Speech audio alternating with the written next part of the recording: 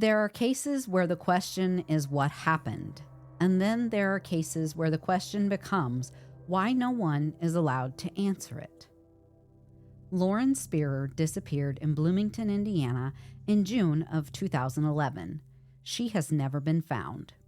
There is no body, no publicly named suspect through a criminally charging process, no criminal charges, and no publicly released investigative file, no public evidentiary record through a criminal charging process.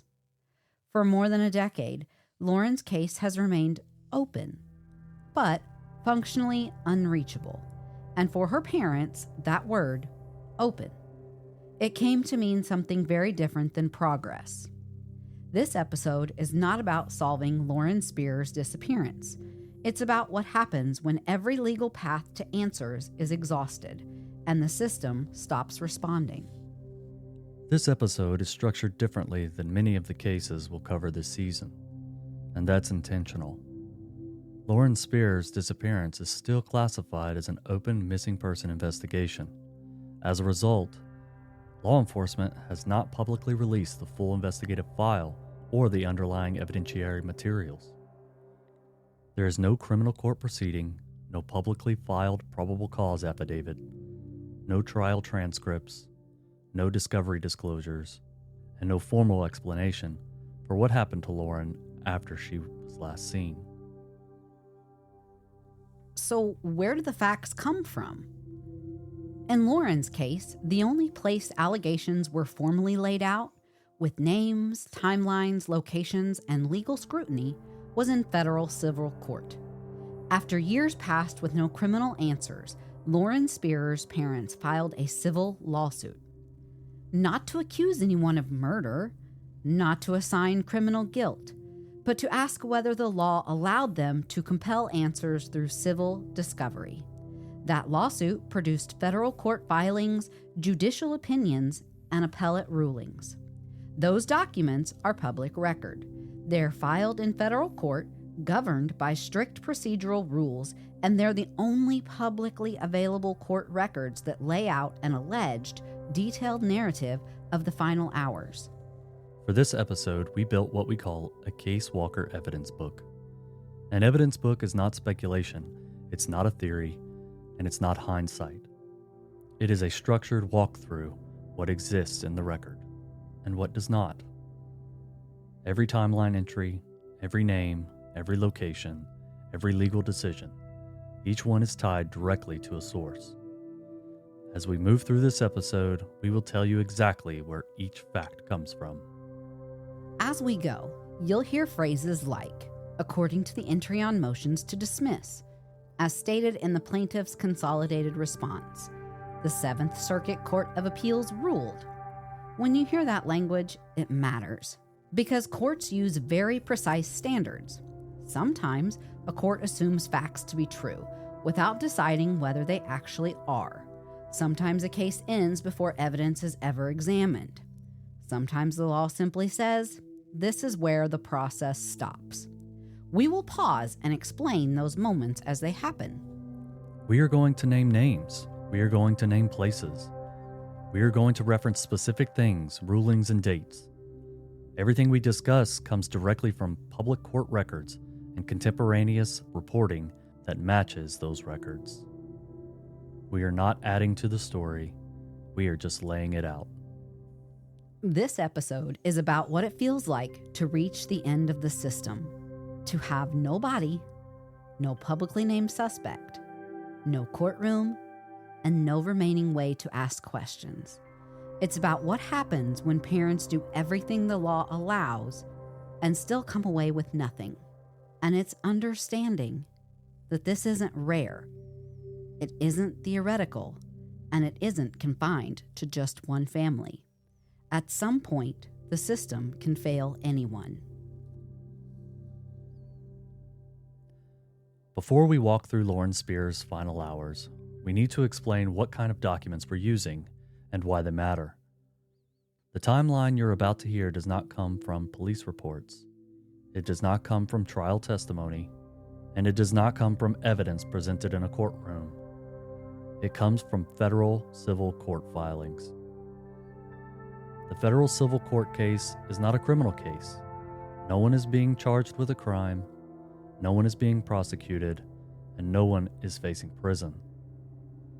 The civil court exists to decide whether the law allows someone to be held legally responsible for harm.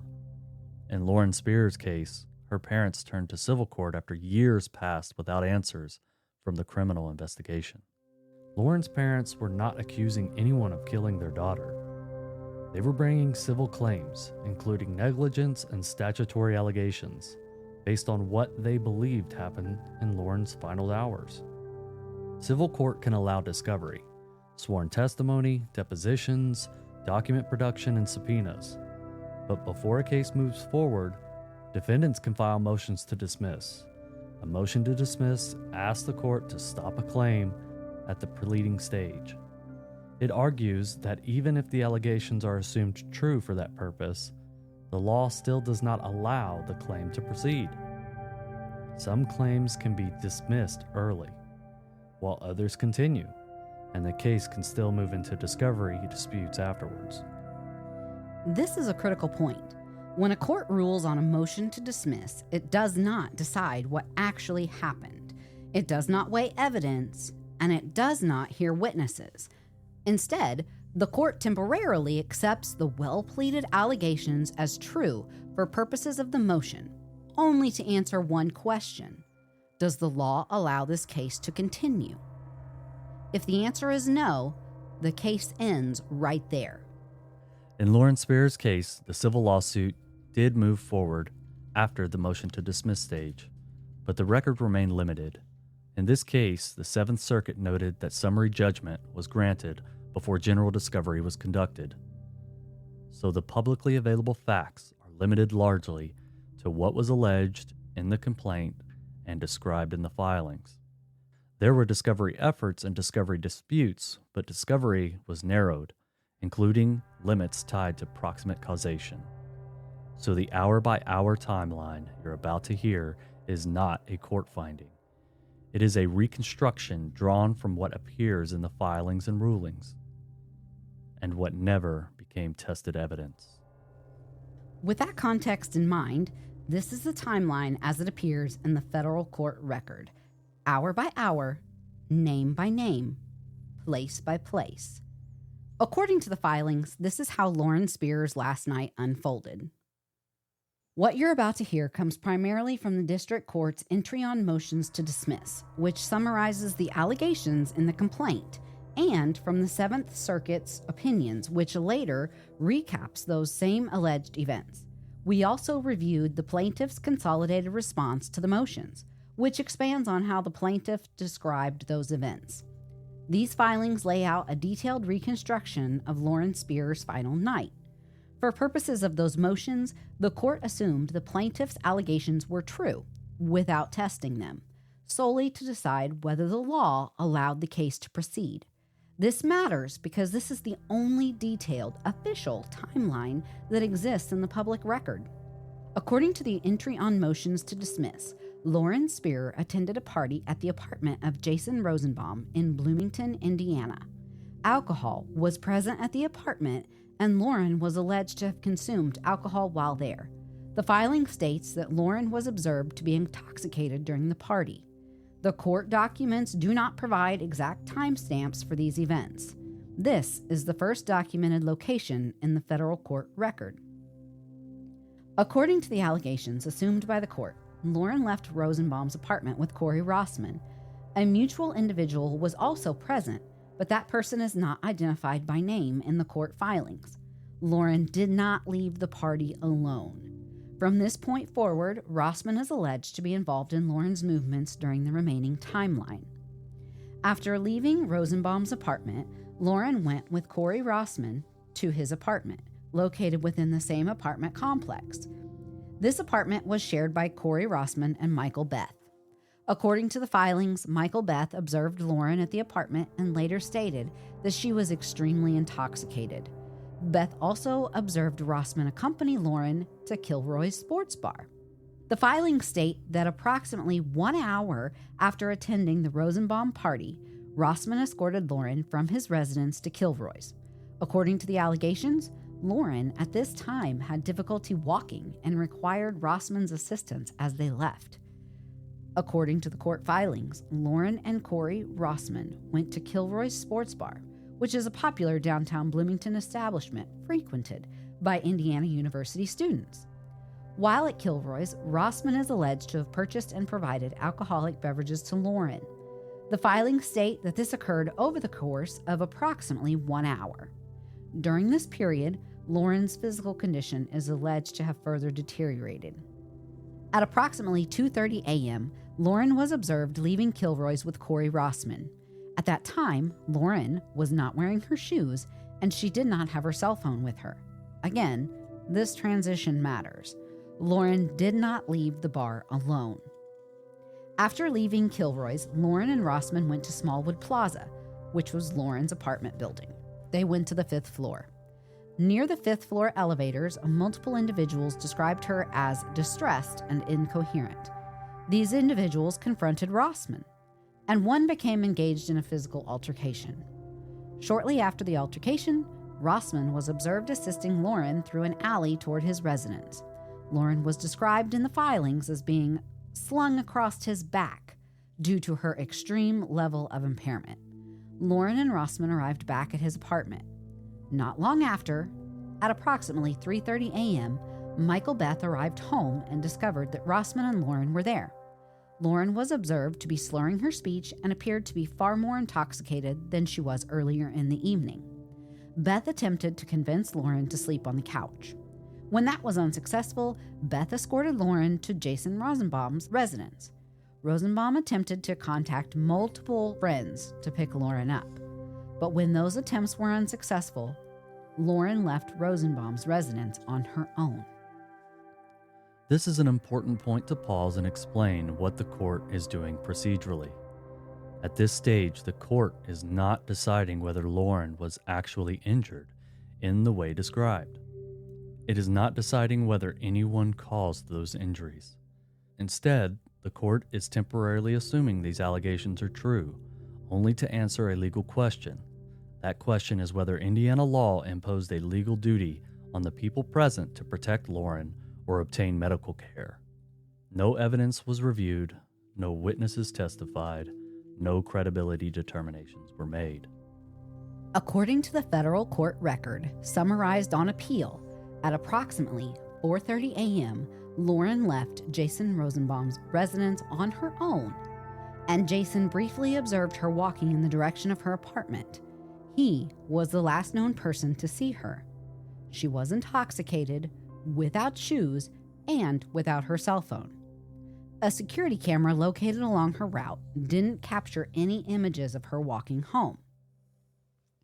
When Lauren did not return later that morning, concern escalated quickly. Friends attempted to contact her, her family was notified, and law enforcement was contacted. By midday, Lauren Spierer was reported missing. This hour-by-hour reconstruction became the foundation for everything that followed. It is the timeline investigators worked from. It is the timeline referenced in civil court. And it is the timeline that courts assumed without ever testing before deciding that the law did not allow the case to proceed. From this point forward, the case stopped being measured in hours and began being measured in years. The Bloomington Police Department began an immediate search. Officers canvassed the area around Smallwood Plaza. They reviewed nearby streets, alleys, and common routes. Search dogs were deployed. Volunteers flooded the downtown area. Lauren's disappearance quickly became a high-profile missing person case. At this stage, Lauren's case was treated as a missing person investigation, not a criminal case. There was no confirmed crime scene, no evidence of foul play. That distinction matters because it controls what law enforcement can release and what it cannot. As days passed with no sign of Lauren, the search expanded. Teams searched wooded areas, waterways, construction sites, and even vacant buildings. Indiana University students volunteered in large numbers. Community members joined organized search efforts. Flyers bearing Lauren's face appeared across Bloomington and beyond. Lauren's disappearance quickly drew national attention. Major media outlets covered the story. Cable news programs followed developments closely. Bloomington became a focal point, a college town grappling with the disappearance of one of its own. But even with widespread attention, answers did not follow. Again, nobody was recovered. No personal belongings were located beyond what was already known. No verified sightings were confirmed.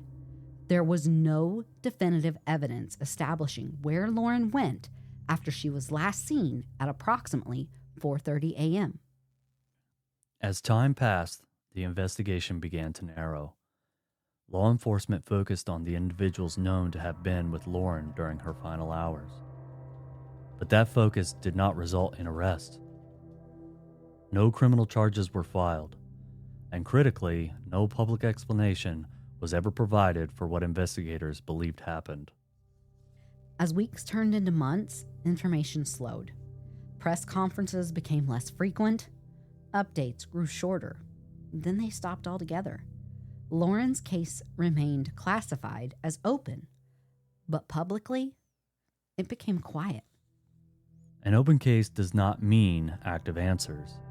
It does not mean evidence will be released. It does not mean families will be briefed. It means the investigation was not formally closed, even if no new information is being shared. Months turned into years. 2012 passed. Then 2013. Lauren Spierer was still missing. No suspect, no body, no resolution. For Lauren's parents, the passage of time did not bring clarity. It brought silence. They were not told what investigators believed. They were not shown evidence. They were not given a theory that could be challenged or even understood.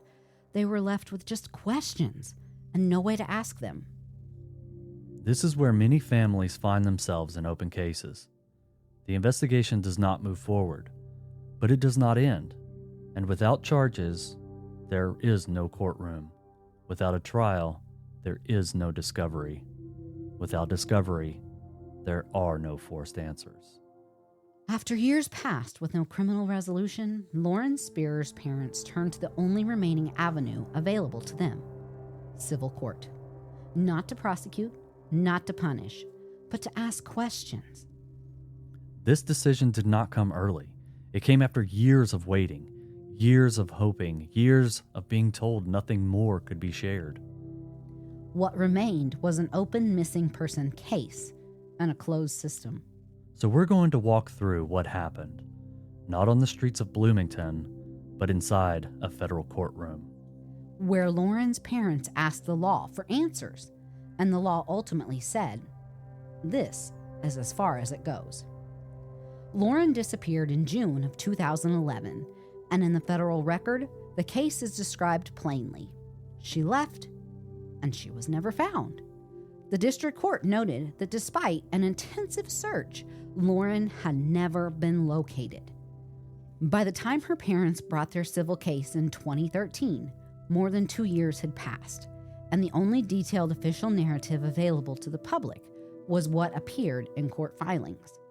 In their lawsuit, Lauren Spierer's parents did not accuse anyone of murder. They alleged negligence.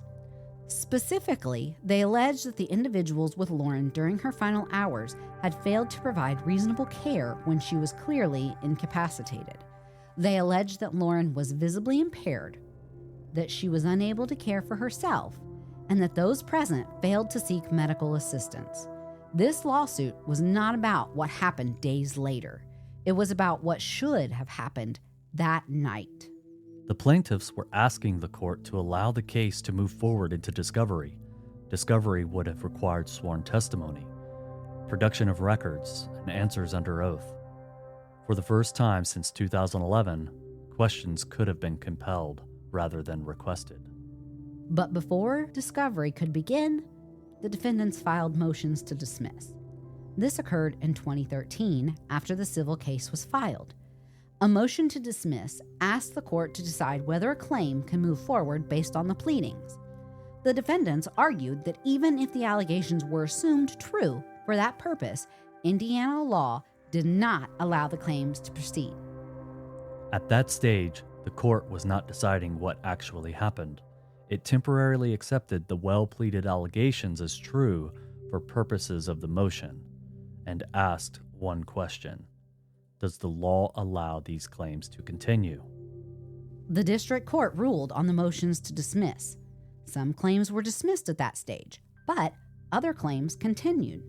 After that, litigation continued, including disputes over what discovery could occur and what the plaintiffs could pursue. But the public record remained limited.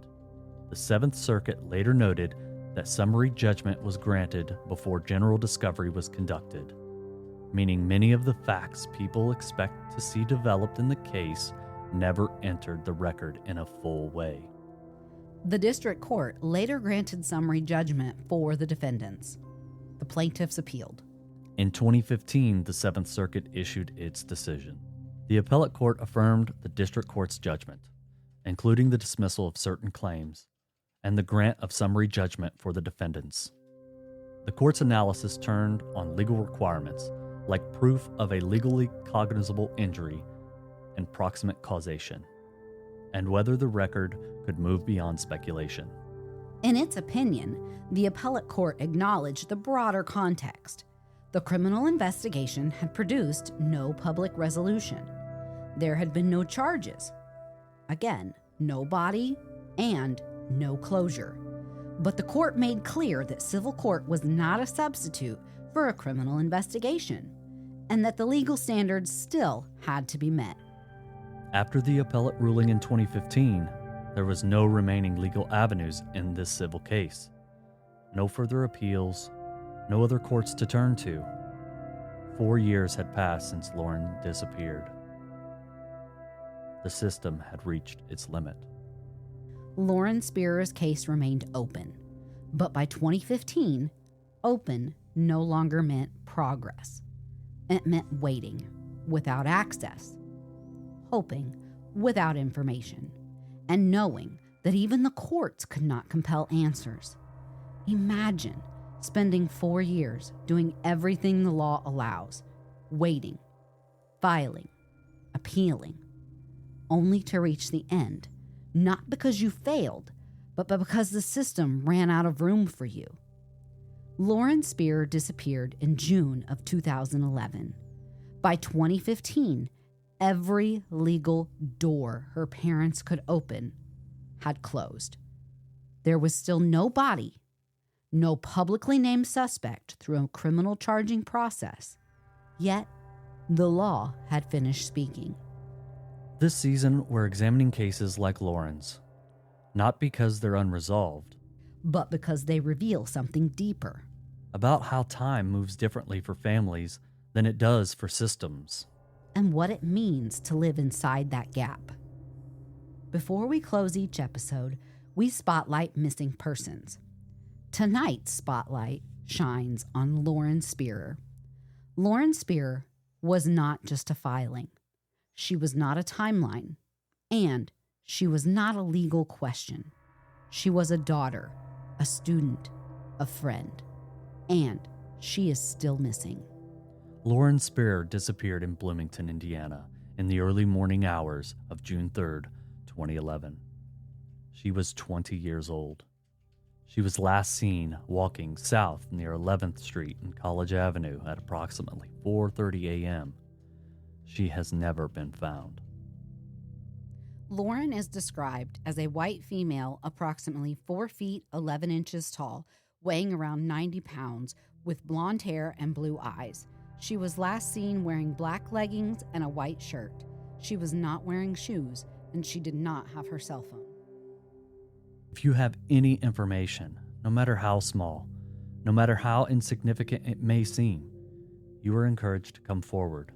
You can contact the Bloomington Police Department directly by calling 812-339-4477. You can also email tips to policetips@bloomington.in.gov. If you prefer to remain anonymous, you can even submit a tip through Crime Stoppers. You can call 800-222-TIPS, that's 8477, or submit a tip online through crimetips.org, or the P3 Tips mobile app. Information can also be provided to the Indiana State Police by calling 812-332-4411. And if this is an emergency, always call 911. We spotlight missing persons because time does not erase relevance. Cases do not expire, and silence does not mean there is nothing left to say. Someone, somewhere, knows something. And sometimes the only thing standing between silence and answers is one person choosing to speak. This season, we are focusing on unresolved cases in Indiana, not because they are forgotten, but because they are unfinished. Lauren Spierer's case is one of many, and it will not be the last missing spotlight you hear on this show. If you take one thing from this episode, let it be this: open cases still belong to the people left behind, and telling their stories carefully, responsibly, and truthfully is one way we keep them from disappearing again. If you'd like to learn more about this case or see the sources used in this episode, you can find our full evidence book and show notes on our website. This has been the Casewalker Chronicles. Lauren Spierer disappeared in June of 2011. She is still missing, and her story is not over.